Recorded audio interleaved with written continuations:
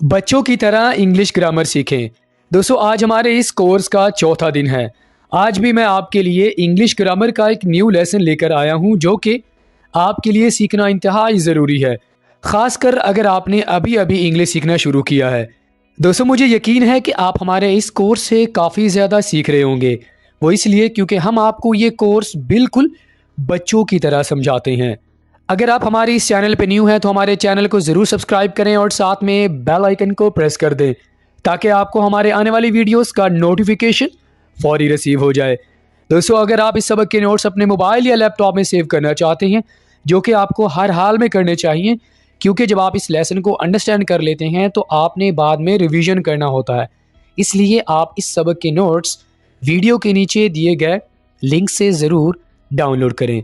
तो चले फ्रेंड्स, हमारे आज की क्लास का आगाज़ करते हैं। लेकिन दोस्तों उससे पहले मैं चाहूँगा कि आपकी एक बहुत बड़ी कन्फ्यूजन को मैं क्लियर कर दूँ। आप में से काफ़ी स्टूडेंट्स ये सोचकर अपनी प्रैक्टिसेस हमें व्हाट्सएप पर सेंड नहीं करते कि शायद हमारी प्रैक्टिसेस को चेक नहीं किया जाएगा। दोस्तों ऐसा बिल्कुल नहीं है। अगर आप हमारे व्हाट्सएप ग्रुप को ज्वाइन करते हैं और उसके बाद अपनी प्रैक्टिसेस को व्हाट्सएप पर सेंड करते हैं और हमें चेक करवाते हैं, तो हम हर हाल में अपना फीडबैक देते हैं। जैसा कि आप देख सकते हैं कि हमने स्टूडेंट्स को रिस्पॉन्स किया है, उनकी प्रैक्टिसेस को चेक करने के बाद अपना फीडबैक भी दिया है। तो आप अपनी प्रैक्टिसेस को हर हाल में व्हाट्सएप पर सेंड किया करें ताकि हम आपको बता सकें कि आप कैसे इस कोर्स के ज़रिए अपनी इंग्लिश ग्रामर को यानी इंग्लिश स्पीकिंग को बेहतर बना रहे हैं। जी दोस्तों, आज की हमारी क्लास को शुरू करने से पहले मैं चाहूँगा कि आपको पहले ये पता होना चाहिए कि आपने पिछले सबक में क्या सीखा है। अगर तो आप हमारी इन क्लासेस को शुरू से लेकर आखिर तक देख रहे हैं तो आपके लिए ये कोर्स यानी इन लेसन्स को समझना बिल्कुल आसान होगा। प्रीवियस क्लास में हमने आपको पर्सनल प्रोनाउंस के बारे में सिखाया है। अगर आपने वो क्लास मिस कर दी है तो आपने उस क्लास को हर हाल में देखना है और इसका लिंक भी आपको वीडियो के नीचे डिस्क्रिप्शन में मिल जाएगा। तो आज की क्लास में आपको हम क्या सिखाएंगे दोस्तों? आज के इस सबक में हम आपको पार्ट्स ऑफ सेंटेंस यानी फ़िक्रे के कितने हिस्से होते हैं, कौन सा हिस्सा किस जगह पर आएगा, ये पूरी डिटेल में हम आपको सिखाने वाले हैं। और ये काफ़ी ज़्यादा इम्पॉर्टेंट बेसिक लेसन है। अगर आपने अभी इंग्लिश सीखना शुरू किया है तो दोस्तों ये लेसन आपके लिए समझना इंतहाई ज़रूरी है। आपने हर हाल में ये लेसन आखिर तक देखना है, क्योंकि आखिर में हमने आपके लिए एक प्रैक्टिस रखी है जो कि आपके लिए अटैम्प्ट करना बहुत ज़रूरी है।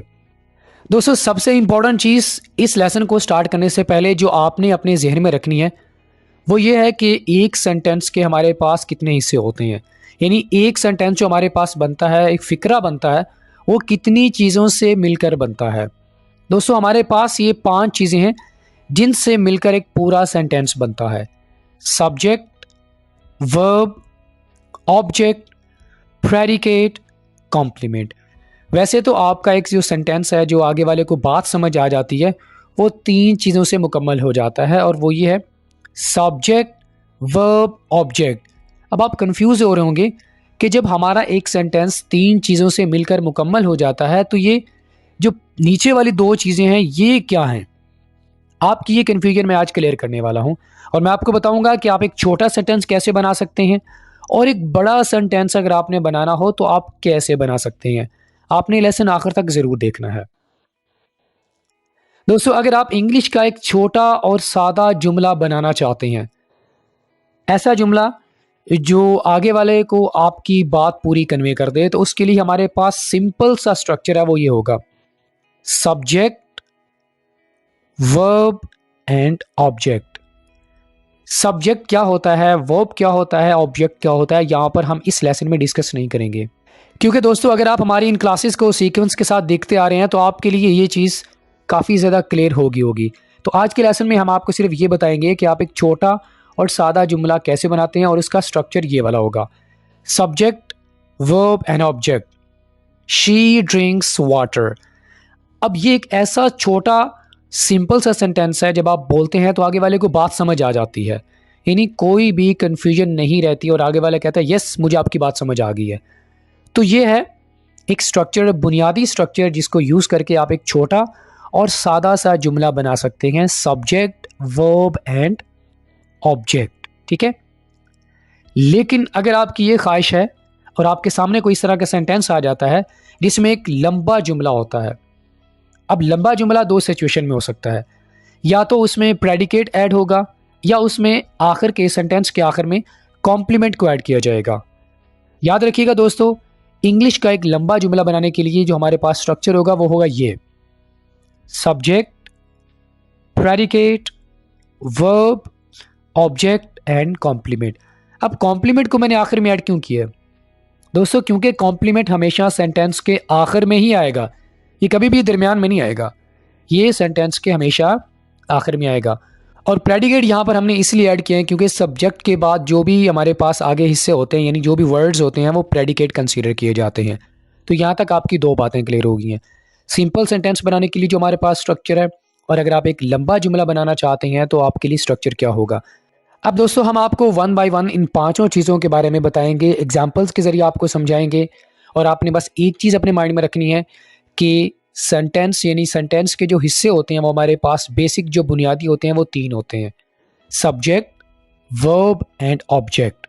ठीक है, चूंकि सेंटेंस के सबसे शुरू में जो चीज़ आती है वो सब्जेक्ट है, तो सबसे पहले हम सब्जेक्ट की बात कर लेते हैं। लेकिन उससे पहले आपको दोस्तों ये पता होना चाहिए कि इंग्लिश और उर्दू में फ़िक्रे की तरतीब क्या होगी, यानी स्ट्रक्चर क्या होगा।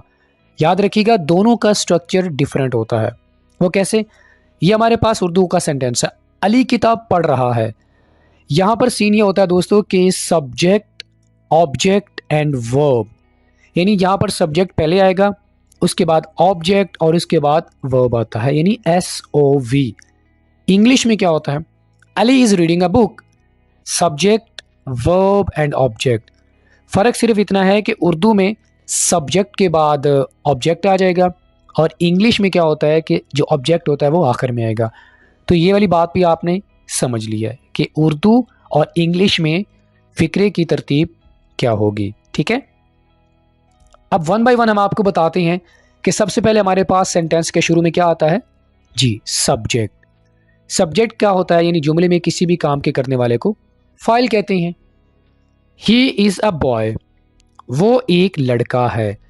यहाँ पर हमारे पास सब्जेक्ट कहाँ पर आएगा आपको मैं पहले बता चुका हूँ, ही इज़ अ बॉय। ये आप रेड लाइन देख रहे हैं जिसको हमने रेड किया हुआ है, ये हमारे पास सब्जेक्ट है। और सब्जेक्ट हमेशा सेंटेंस के शुरू में आता है। ही इज़ अ बॉय, वो एक लड़का है। वो एक लड़की है, शी इज़ अ गर्ल, वो एक बच्चा है, ही इज़ अ किड। तो पार्ट्स ऑफ सेंटेंस से मुराद क्या होता है? फ़िक्रे के हिस्से, यानी subject, verb and object. Sentence के शुरू में सबसे पहले सब्जेक्ट आएगा, इसके अलावा आप कोई और चीज़ कभी भी लेकर नहीं आ सकते। ठीक है, उसके बाद सेंटेंस के दूसरे नंबर पर जो हमारे पास चीज़ आती है वो है वर्ब। वर्ब को उर्दू में कहा जाता है फेल, यानी जुमले में किसी भी काम को फेल कहते हैं। एग्जाम्पल्स के जरिए हमें बेहतर समझ आएगा। वो बिल्ली को पसंद करती है, she likes cat. She subject के बारे में हम बात कर चुके हैं, शुरू में आता है। उसके बाद हमारे पास ये है वर्ब। दोस्तों एक चीज़ अपने माइंड में रखें, सब्जेक्ट के बाद फौरी तौर पर आपके पास वर्ब आएगा। आपका माइंड फ़ौरन जाना चाहिए कि सर ने हमें बताया था कि सब्जेक्ट के बाद वर्ब आता है, बस ये वर्ब ही होगा। आपने कंफ्यूज नहीं होना। ठीक है, अब चाहे तो वो मेन वर्ब होगा, हेल्पिंग वर्ब को भी हम कभी कभी मेन वर्ब के तौर पर इस्तेमाल कर लेते हैं, तो सब्जेक्ट के बाद हमेशा वर्ब ही आएगा। अब चाहे वो वर्ब किसी सूरत में भी हो। ठीक है, तो ये आपके पास क्या आ जाएगा? Verb. She likes cat, likes आपके पास वर्ब आ गया, वो किताब पढ़ता है। ही रीड्स बुक, रीड्स आपके पास वर्ब है। वो टीवी देखती है, शी वॉचेस टीवी। तो सेंटेंस के शुरू में सब्जेक्ट, नंबर 2 पे आपके पास वर्ब आता है। नंबर 3 पे जो आपके पास आएगा वो है ऑब्जेक्ट, यानी फ़िक्रे में जिस चीज़ पर काम हो उसे हम ऑब्जेक्ट यानी मफूल कहते हैं। इन्हीं एग्जाम्पल्स को देख लेते हैं। वो बिल्ली को पसंद करती है, शी लाइक्स कैट। सबसे पहले हमने सब्जेक्ट की बात की, उसके बाद हमने वर्ब की बात की। अब हमारे पास जो रेड लाइन है वो कहाँ पे है? सबसे आखिर में है। तो ये आखिर में हमारे पास क्या आ गया? ऑब्जेक्ट आ गया। सेंटेंस के आखिर में हमेशा क्या आएगा? ऑब्जेक्ट आएगा। ठीक है, वो किताब पढ़ता है, ही रीड्स बुक। बुक वो है जिसको आप पढ़ते हैं, यानी जिस पर काम हो रहा है, इसे हम ऑब्जेक्ट कहते हैं। वो टीवी देखती है, शी वॉचेस टीवी। तो टीवी आपके पास यहाँ पर ऑब्जेक्ट आ गया। दोस्तों यहाँ तक तो आपने ये सीख लिया कि हम एक सिंपल जो सेंटेंस बनाते हैं उसका स्ट्रक्चर क्या होता है, सब्जेक्ट, वर्ब, ऑब्जेक्ट कहाँ पर आएगा। उम्मीद है कि ये चीज़ आपको समझ आ गई होगी। लेकिन दोस्तों अगर आप किसी सेंटेंस को लंबा बनाना चाहते हैं, यानी उसमें कुछ ऐड करना चाहते हैं, तो आप कैसे बनाएंगे, उसका स्ट्रक्चर क्या होगा, अब हम आपको ये सिखा देते हैं। दोस्तों, आपको मैंने एक चीज़ बताई थी कि सब्जेक्ट के बाद जो भी आपके पास वर्ड्स आएंगे वो आपके पास प्रेडिकेट होगा। प्रेडिकेट क्या होता है, सबसे पहले आपको तो ये पता होना चाहिए। प्रेडिकेट का माना होता है खबर देना। खबर देना ऐसे तो आपको समझ नहीं आएगा ना, यानी फ़िक्रे में फ़ाइल के मुतालिक किसी चीज़ की खबर देना। ये चीज़ अपने माइंड में रखिएगा। आम तौर पर ये होता है कि हम जब कोई सेंटेंस बोलते हैं तो हम जो काम करने वाला होता है उसके बारे में कोई बात बता रहे होते हैं आगे वाले को। कोई अच्छी बात बता रहे होते हैं, कोई बुरी बात बता रहे होते हैं, किसी तरह की भी कोई भी बात जो हम सब्जेक्ट के बारे में यानी फ़ाइल के बारे में बताते हैं आगे वाले को, उसे हम क्या कहते हैं, प्रेडिकेट कहते हैं। ये बात समझ आ गई है? फार्मूला देख लें, सब्जेक्ट प्लस प्रेडिकेट। सब्जेक्ट के बाद आपके पास जो भी आगे सेंटेंस का हिस्सा होगा वो आपके पास प्रेडिकेट कहलाएगा, क्योंकि वो सारा का सारा जो सेंटेंस का हिस्सा है वो मिलकर सब्जेक्ट के बारे में हमें खबर दे रहा होगा। एग्जाम्पल्स देख लेते हैं ताकि हमें बेहतर समझ आ जाए। इम्तिहान काफ़ी मुश्किल था। The exam was difficult. वो एक भूत है। She is a monster. दोस्तों, किसी भी सेंटेंस में प्रेडिकेट को निकालना बहुत ही आसान है। वो कैसे? सबसे पहले आपने किसी भी सेंटेंस का जो सब्जेक्ट होगा उसको आपने अलग कर लेना है। जब आपने सब्जेक्ट को अलग कर लिया तो जो बाकी हिस्सा आपके पास बचेगा वो प्रेडिकेट कहलाएगा। वो इस तरह, देखिए आपके पास ये है द एग्ज़ाम। हमने द एग्ज़ाम को अलग कर लिया तो ये आपके पास क्या बन गया, सब्जेक्ट बन गया। अब ये जो आगे वाला वॉज डिफ़िकल्ट, ये जो वॉज डिफ़िकल्ट है ये आपके पास क्या बन जाएगा, प्रेडिकेट बन जाएगा। तो आपको मैंने बताया था सब्जेक्ट के बाद जितना भी हिस्सा होगा सेंटेंस का वो आपके पास प्रेडिकेट कहलाएगा। तो यहाँ पर सब्जेक्ट क्या है, एग्ज़ाम है। एग्ज़ाम के बारे में आपको बताया जा रहा है, आपको खबर दी जा रही है कि एग्ज़ाम मुश्किल था, तो एक तरह की खबर हुई ना। अगर यहाँ पर ये कहा जाए द एग्ज़ाम वॉज ईजी, तो ये भी एक खबर है कि एग्ज़ाम आसान था। ठीक है। वो एक भूत है, शी इज़। अब यहाँ पर देखिए, हमने सबसे पहले इस एग्जाम्पल में इस सब्जेक्ट को निकालना है, शी को निकाल लें। ठीक है, यहाँ पर इज़ हम ऐड नहीं करेंगे क्योंकि इज़ हमारे पास यहाँ पर आएगा। ठीक है। जब आपने सब्जेक्ट को निकाल लिया तो बाकी जो हिस्सा बचेगा वो आपका प्रेडिकेट कहलाएगा। बड़ा ही सिंपल तरीका है। शी इज़ अ मॉन्स्टर, वो एक भूत है। अब यहाँ पर उस लड़की के बारे में खबर दी जा रही है, बताया जा रहा है कि वो एक भूत है, तो आपने सब्जेक्ट को निकाला, जो आपके पास हिस्सा बचा वो आपके पास क्या कहलाएगा, प्रेडिकेट कहलाएगा। तो इसी तरह ये वाला तरीका आप अप्लाई करें और आपके लिए बिल्कुल आसान हो जाएगा प्रेडिकेट को किसी भी सेंटेंस के अंदर फाइंड आउट करना। सब्जेक्ट को साइड पे करें, बाकी जो हिस्सा बचेगा वो आपके पास प्रेडिकेट कहलाएगा। याद रखिएगा, सब्जेक्ट के बाद सब्जेक्ट प्लस प्रेडिकेट होता है, यानी सब्जेक्ट के बाद जितने भी आपके पास वर्ड्स आएंगे वो सारे के सारे प्रेडिकेट कहलाएंगे। ठीक है। उसके बाद दोस्तों हमारे पास आता है कॉम्प्लीमेंट। कॉम्प्लीमेंट का माना होता है मुकम्मल करना। एक लफ्ज़ या जुमला, याद रखिएगा ये सिर्फ लफ्ज़ नहीं होगा, ये जुमला भी हो सकता है। एक लफ्ज़ या जुमला जो बात को मुकम्मल करने के लिए ज़रूरी हो, यानी किसी भी सेंटेंस के अंदर कोई ऐसा लफ्ज़ या वो जुमला जो आपकी बात को मुकम्मल करने के लिए इंतहाई ज़रूरी हो, अगर आप उसको मेंशन नहीं करेंगे तो आपकी बात भी पूरी नहीं होगी। ठीक है। फार्मूला देख लेते हैं। Subject, verb, object. आपको मैंने बताया था कॉम्प्लीमेंट हमेशा सेंटेंस के आखिर में आएगा। ठीक है। एग्जाम्पल्स के जरिए हमें बेहतर समझ आएगा। अलजबरा इज डिफिकल्ट, अलजबरा मुश्किल है।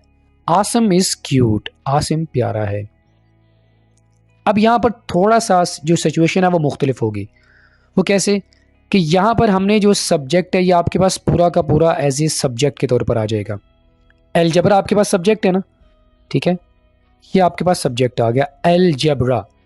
तो सब्जेक्ट को अगर हमने मुकम्मल करना है, इसके बारे में हमने कोई बात बतानी है, इसको मुकम्मल करने के लिए हमें कोई ना कोई वर्ड चाहिए। अलजबरा क्या है, आसान है, मुश्किल है, तो हमें ये बात मुकम्मल करने के लिए एक वर्ड चाहिए। तो हमने यहाँ पर डिफ़िकल्ट को ऐड कर दिया, तो ये आपके पास कॉम्प्लीमेंट बन गया। कॉम्प्लीमेंट का माना क्या होता है कि यानी ऐसा वर्ड या सेंटेंस, यानी जो फ्रेज जो कि बात को मुकम्मल करने के लिए ज़रूरी हो। अगर आप सिर्फ ये कह दें कि अलजबरा इज़, आपको बात समझ नहीं आएगी, लिहाजा आपको कोई ना कोई वर्ड ऐड करना पड़ेगा जो कि आपकी बात को मुकम्मल करे। तो इस बात को मुकम्मल करने के लिए हमने क्या यूज़ किया, हमने डिफ़िकल्ट का वर्ड यूज़ किया, तो ये आपके पास कॉम्प्लीमेंट हुआ। ठीक है। इसी तरह हमारे पास एक और एग्जाम्पल है, आसिम इज़ क्यूट। अब अगर यहाँ पर हम सिर्फ ये कह दें आसिम इज़, आसिम है, तो बात आपको समझ नहीं आएगी। आपको क्या करना पड़ेगा, आपको एक वर्ड ऐड करना पड़ेगा जो कि आपकी बात को मुकम्मल कर दे, पूरा कर दे, बात को समझा दे, तो वो आपके पास कॉम्प्लीमेंट होगा। आसम इज़ क्यूट, जब आपने क्यूट का वर्ड ऐड कर दिया तो सेंटेंस आपके पास मुकम्मल हो गया। तो सेंटेंस को मुकम्मल करने के लिए, किसी बात को मुकम्मल करने के लिए जो चीज़ हमें ज़रूरी होती है उसे हम कॉम्प्लीमेंट कहते हैं, क्योंकि कॉम्प्लीमेंट का काम ही क्या होता है, सेंटेंस को मुकम्मल करना, किसी बात को मुकम्मल करना। ठीक है दोस्तों, मुझे उम्मीद है कि आपको ये समझ आ गया होगा। दोस्तों एक और इम्पॉर्टेंट चीज़ जो आपने अपने माइंड में रखनी है, आपको मैं बता चुका हूँ कि वर्ड ऑर्डर क्या होता है, यानी अल्फाजों की तरतीब।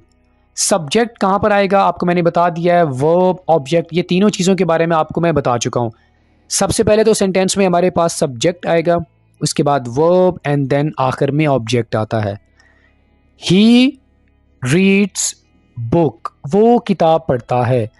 शी ड्रिंक्स मिल्क, वो दूध पीती है। तो वर्ड ऑर्डर आपके माइंड में हर हाल में होना चाहिए। ये ना हो कि आप वर्ब को पहले ले आएँ, ऑब्जेक्ट को बाद में ले आएँ, तो इस तरह का सीन नहीं होना चाहिए। सिंपल सी चीज़ अपने माइंड में रखें कि सब्जेक्ट हमेशा सेंटेंस के शुरू में आएगा, वर्ब दूसरे नंबर पर, और उसके बाद आखिर में हमारे पास ऑब्जेक्ट आएगा। तो ये सारी चीज़ें मैं आपको इस लेसन में सिखा चुका हूँ कि आपने बेसिक स्ट्रक्चर क्या होगा सेंटेंस का। अगर आप इसको थोड़ा सा लंबा सेंटेंस बनाना चाहते हैं तो उसके लिए भी आपको मैंने बता दिया कि आप प्रेडिकेट और कॉम्प्लीमेंट को कैसे ऐड कर सकते हैं।